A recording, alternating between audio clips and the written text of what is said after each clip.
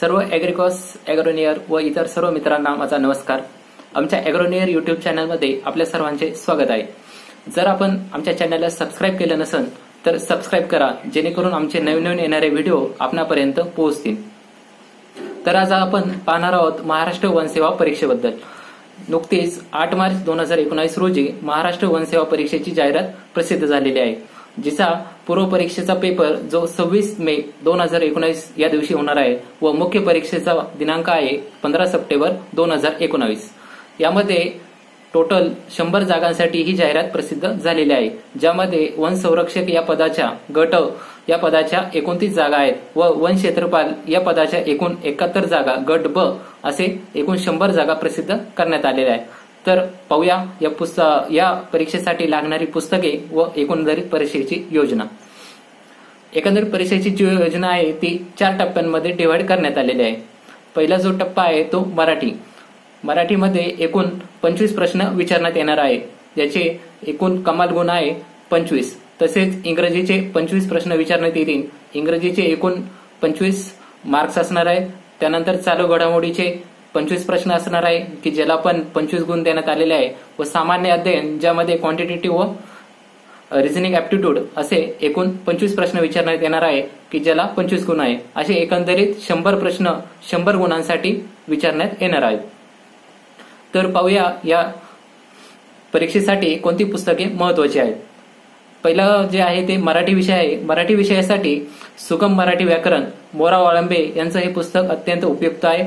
त्यानंतर मराठी शब्दकोश असेल जो मोरा वाळंबे यांचा आहे, ते पण खूप महत्त्वाचं आहे, ज्यामध्ये तुमचं समानार्थी शब्द असतील, विरुद्धार्थी शब्द असतील, शब्दसमूहाबद्दल एक शब्द असेल, यावर तुम्हाला हमखास प्रश्न विचारले जातात। त्यानंतर दुसरा जो विषय आहे तो इंग्रजी।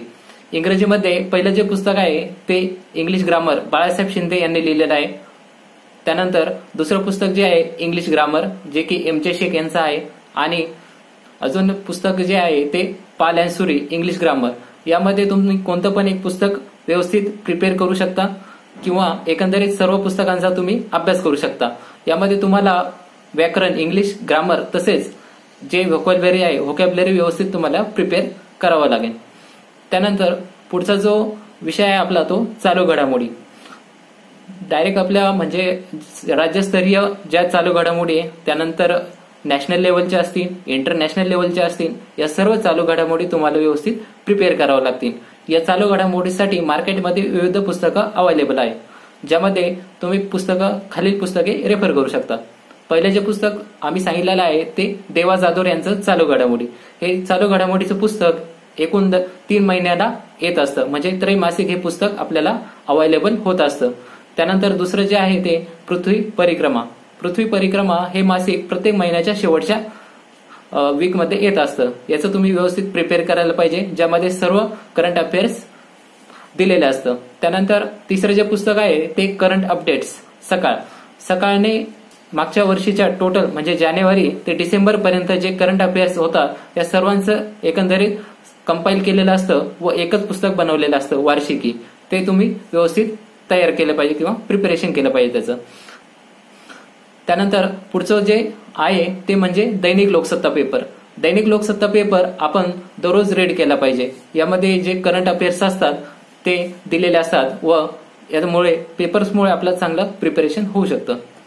त्यानंतर पुढचा जो विषय येतो आपला तो मॅथमॅटिक्स। मॅथमॅटिक्समध्ये पहिलं जे पुस्तक आहे ते नितीन महाले सरांचं आहे, मॅजिक ऑफ मॅथमॅटिक्स। कोकिळा प्रकाशनने ते प्रकाशित केलेलं आहे। अत्यंत उपयुक्त असं हे पुस्तक आहे। त्यानंतर क्वांटिटेटिव्ह ॲप्टिट्यूडसाठी डॉक्टर आर.एस. अग्रवाल यांचं हे पुस्तक आहे। त्यानंतर रिझनिंग व्हर्बल अँड नॉन व्हर्बलसाठी डॉक्टर आर.एस. अग्रवाल यांचं हे पुस्तक महत्त्वाचं आहे।